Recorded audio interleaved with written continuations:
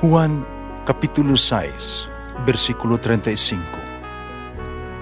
Si Jesus miingon kanila, "Ako mao ang pan nga naghatag sa kinabuhi. Ang muari kanako dili nagayod gutomon, ug ang mutuo kanako dili nagayod uhawon." Ang mga puno Pan sa kinabuhi. maglikon unta sa mong pagtuo ug gagakabi sa pagtuman sa imong mahal nga kasuguan. Ang Ginoo na kaninyo, Santo sa Ebanghelyo sumala ni San Juan. Si Jesus miingon siya mga tinunan, ug karon moadto ako sa nagpadala kanako, para walay usa kaninyo nga mangutana kanako kung asa ko paingon. Ug karon nagisultihan ko na kamo, nasubo kamo. Pasultihan ko kamo, mas makaayo kaninyo nga biyaan ko kamo.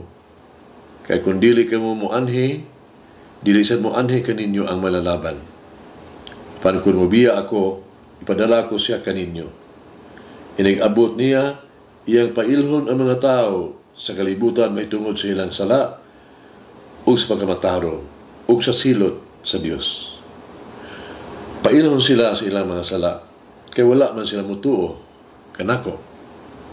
Pailhon sila unsay matarong, kaya moadto man ako samahan, o dili na kamo makakita kanako.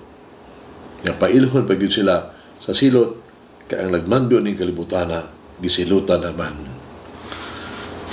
Ang Ebanghelyo sa Ginoo. Pasalamati ang Ginoo, kay siya maayo, ang iyang gugma mulungtad, hangtod sa kahangturan. Pasalamati ang Diyos sa tanang mga Diyos, ang iyang gugma malungtaron. Pasalamati ang Ginoo sa mga Ginoo, ang iyang gugma malungtaron.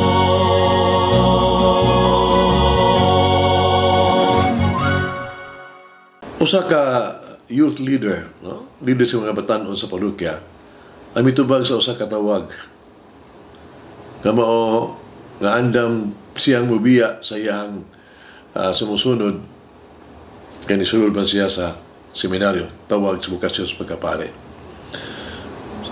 Sa usa ka farewell party,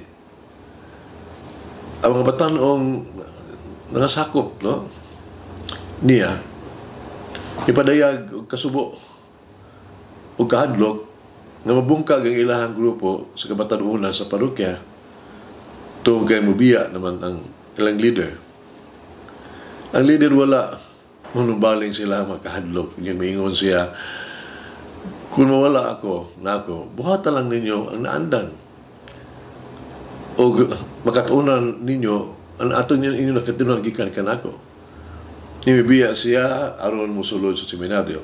Pero ang mga batanon nagsige lang gihapon og padala og sulat pangutana kung unsay solusyon sila mga problema. Ang leaders kay batanunan misulat og balik, no? Ito ba niya? Pining mga pulo nga pangingon, ayo pagsalig kanako sa pagsulbad sa inyong mga problema. Ibuhat na ako ang akong bahin, inyo karong panahon. Tuwi ug buhata gikinahanglan. Uno nga pagpangayo sa ako ang tabang. Ito kaya wala na ako'y mahimo. No? Ang kabatuunan nga ang panahon ako milabay na. Kung inyo karoon ang panahon, lahunong diya ang ilang komunikasyon. Human sa upat katuig ang leaders kabatanunan may pauli alang sa kinahanglan niyang bakasyon. Ang iyang katingala, ang katunggamay nga organisasyon kabatanunan ang iyang gibiyaan sa parokya, milipang, mitubo. Salamat sa mga sumusunod, sa mga followers ngayong gibiyaan. Human sa panahon sa pag-awhag kanila sa pagbadayon, sa pag-alagad o pagsalig sa ilang kaugalingon. Nakaplagan niya nga ang grupo sa kapatanunan mitubo, no? Milipang. Di lang diha silang parokya, kundi sa tibok diocese na. Sa Ebanghelyo karong adlaw, si Jesus mingon, "Pasultihan ko kamo sa tinuod, mas maayo alang kaninyo nga moadto ako, kay kung dili ako moadto, ang manlaban dili moanha kaninyo. Apan kung moadto ako, ipadala ko siya kaninyo." Natapos na ang buluhaton ni Jesus. Karon na ang panahon nga para sa iyang mga sumusunod nga ipadayon ang iyang misyon. Kinahanglan nila ang usa ka manlalaban alang niini. Tinuod sa pag-abot sa Espiritu, gimantala sa mga apostoles ang pagtuo sa tanang suok sa kalibutan hangtod karon. Kana ang Espiritu nga naglihok sama sa kaniadto. Ang pagmantala, pagpadayag sa Ebanghelyo sa tibuok kalibutan. Ang matang nga magtutuo, gigamhan sa Espiritu Santo aron ipahayag ang pulong sa Dios sa tanan. Malakaw kita, o ibantala ang maayong balita, ang malalaban, kauban nato. Malalungi kini. Ang Espiritu Santo, nga ato ang nadawat diya sa bunyag, sa kumpirma, nag-uban ka nato.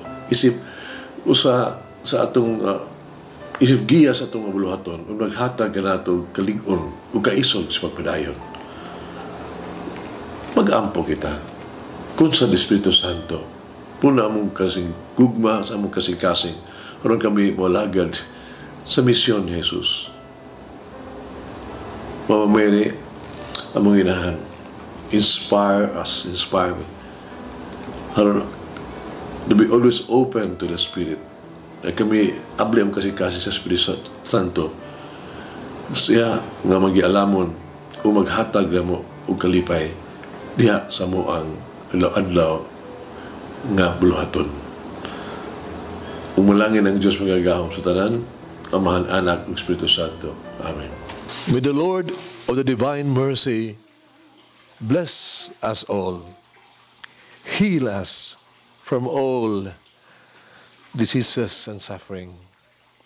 Ayun unta niya kita tanang mga sakit na sa lawas o sa kalag, body and soul. In the name of the Father, the Son, and of the Holy Spirit. Jesus, I trust in you.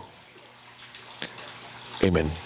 Whoever eats the bread of life will never hunger, says the Lord.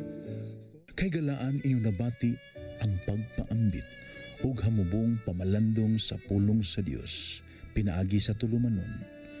Pan sa kinabuhi nga gidumala ni Monsignor Daddy Silva. Hangtod na usab sa sunod higayon, daghang salamat.